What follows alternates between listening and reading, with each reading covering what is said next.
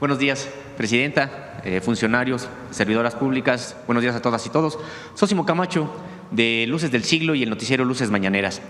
Presidenta, en 1992 hubo un gran golpe a la Revolución Mexicana, al pacto social que emergió de ese movimiento social precisamente con los campesinos.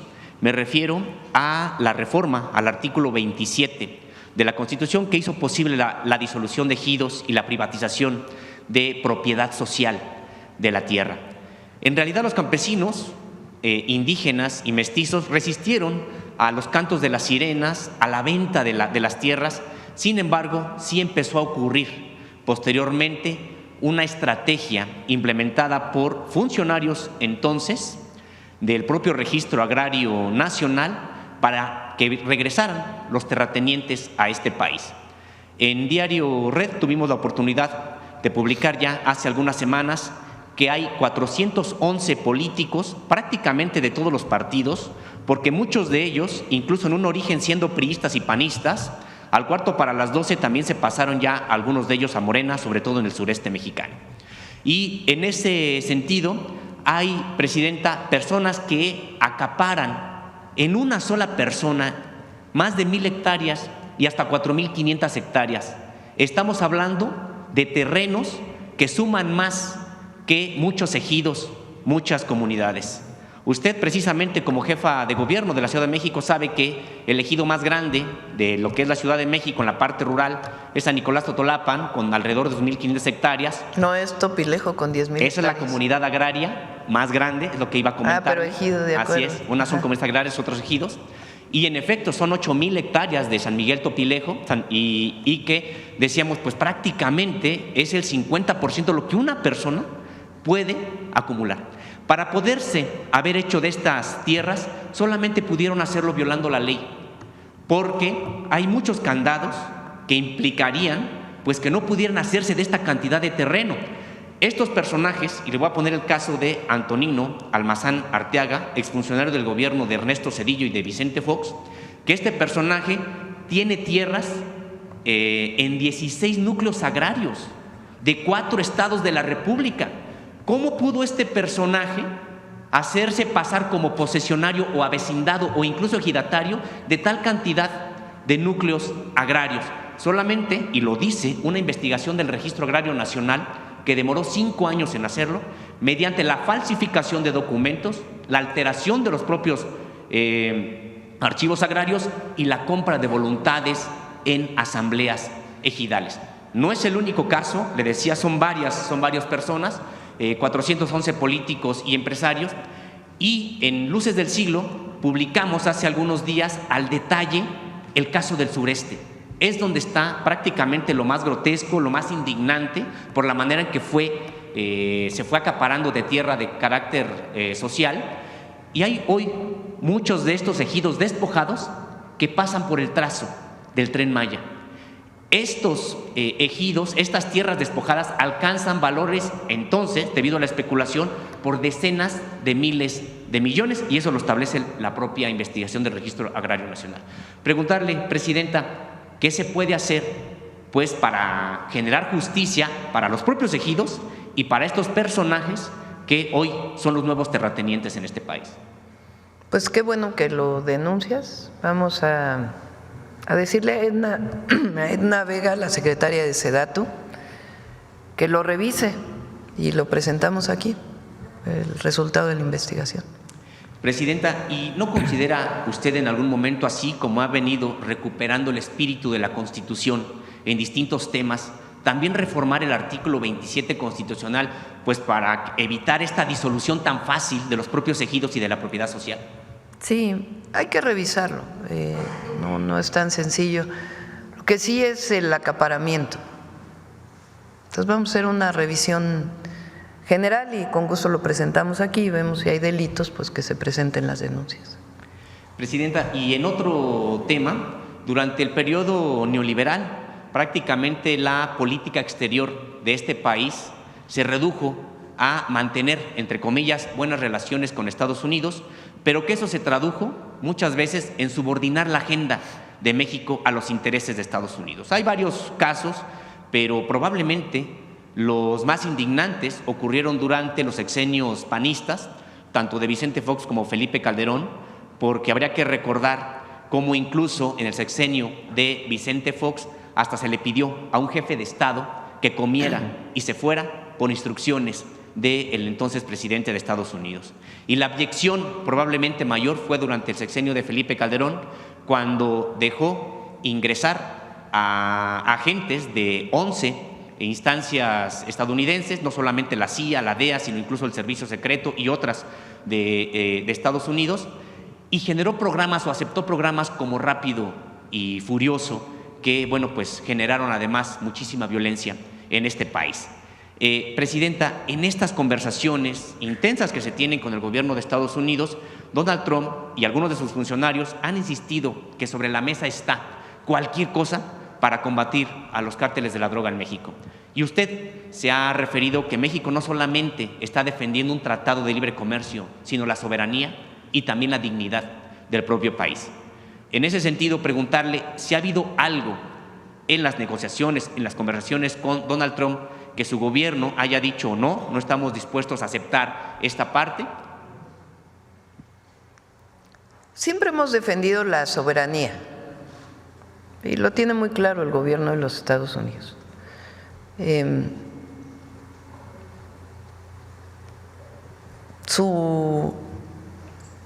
algunos casos de funcionarios del gobierno, pues su intención es mayor. Pero, por ejemplo, salió por ahí una nota de que en una reunión el secretario de la Defensa le había dicho al secretario de Marina si necesitaba ayuda para que el secretario de la Defensa de Estados Unidos les planteó que si necesitaban ayuda para que el ejército de los Estados Unidos pudiera intervenir. Pero pues tenemos un secretario de Defensa y un marino muy patriotas que le dijeron no, nos coordinamos, colaboramos, pero la soberanía de México es inviolable. Entonces, puede haber algunos que tienen a lo mejor alguna otra idea, vamos a ponerlo así, porque tampoco ha habido nada ofensivo. Y siempre hemos dicho que no, que en eso no, que colaboramos, coordinamos, compartimos información. Y hasta ahora ha funcionado muy bien. Presidenta, ¿no le han solicitado, por ejemplo, el regreso de los agentes de las organizaciones, de estas agencias más bien de seguridad de Estados Unidos? Hay permisos para agentes. La Ley de Seguridad Nacional, y ahora creo que ya fue aprobado por todos los congresos la iniciativa que envíe de reforma constitucional de la soberanía, de fortalecimiento de nuestra soberanía. Establece muy claramente que cualquier agente, se les llama, o persona que pertenece a algunas agencias de investigación del gobierno de los Estados Unidos, tiene que tener un permiso de relaciones exteriores. Desde que estaba el presidente López Obrador se hizo una mesa de trabajo del Gabinete de Seguridad y de Relaciones Exteriores para que ahí se autorizara, más que una persona en relaciones exteriores, es el propio gabinete quien determina cómo se dan esos permisos para su actuación en el país, y de acuerdo con la ley mexicana pues tienen que cumplir una serie de requisitos e informes que tienen que estar dando. Entonces en ese marco pues se autoriza. Antes era distinto, ¿verdad? Como bien dice, sobre todo en el periodo de Calderón.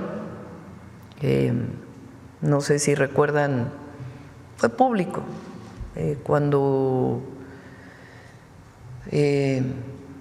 pues realmente asesinaron, porque no hay otra palabra, a un narcotraficante en Cuernavaca, Morelos, que la Marina dijo que había sido una acción de ellos y luego salió la DEA diciendo que no, que había sido una acción de la DEA. Eso es lo que salió en los medios, no estoy diciendo nada. Y que dejaron el cuerpo incluso. Sí, no estoy diciendo nada que no se conozca públicamente. Entonces, ahora lo que hay pues es coordinación, sencillamente, tiene que haber coordinación. Somos países iguales, no hay uno sobre otro, y nos coordinamos para la seguridad en ambos lados de la frontera. Muchas gracias. Gracias. Por cierto, hoy quedamos de ver lo del maíz. ¿Lo tienen?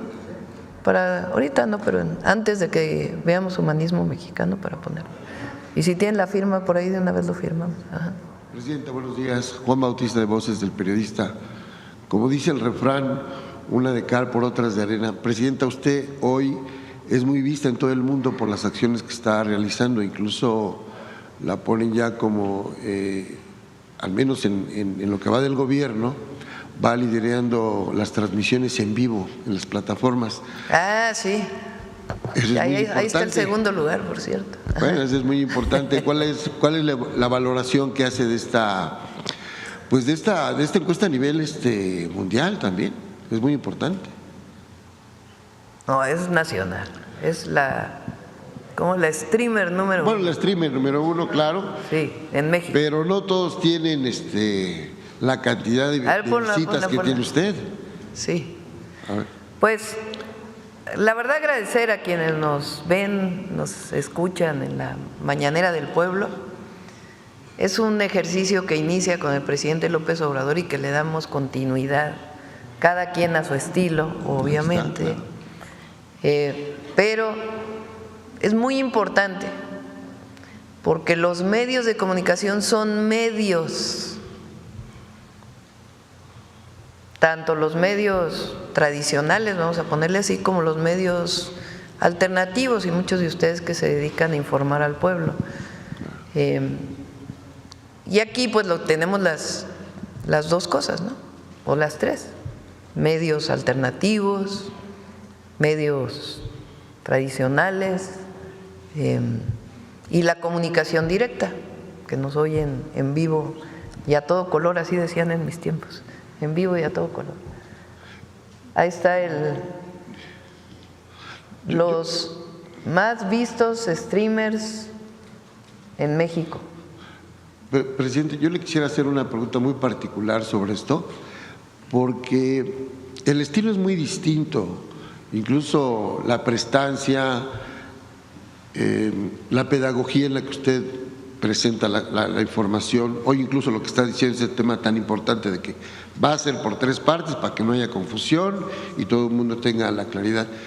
¿Cree usted que la parte académica, estar frente al salón de clases, no tanto en los mítines, haya influido? Di clases demasiados años de mi vida como para que se olvide. Y hoy toda esta parte de la metodología tenga también ese impacto porque va creciendo y bueno, va empezando el gobierno, me imagino que se va a ir fortaleciendo también su discurso y su método de exposición. Pues es diferente, cada uno tenemos una forma distinta de informar. Ustedes también en sus canales pues tienen formas distintas de informar. En el caso, siempre lo dije, el presidente López Obrador tenía, vamos a decir, tiene, porque ya vienen sus libros pronto, una forma de informar muy importante, porque él pues construyó esta revolución de las conciencias en nuestro país. Fue pues el gran dirigente de nuestro movimiento y un gran presidente. Y él tenía pues su forma de comunicar. Él nació en Tepetitán, Macospana, Tabasco. Su servidora, yo nací en la Ciudad de México. Viví de niña en el Estado de México, en realidad. Nací aquí, pero viví hasta los 12 años en el Estado de México, en Naucalpan, Hacienda de Chegaray, era la colonia. Son estas colonias de clase media que se hicieron durante un periodo. Creo que las torres de satélite son de finales de los 50, ¿no? Entonces todo lo que estaba alrededor de las torres de satélite, pues crecieron muchas colonias con casitas. Ahí adquirieron una casa a crédito mis papás, y mi mamá y mi papá, y vivimos hasta los 12 años y luego ya vivimos en Coyoacán después. Sí, bueno, yo nací en la zona en la Ciudad de México. Él estudió ciencia política,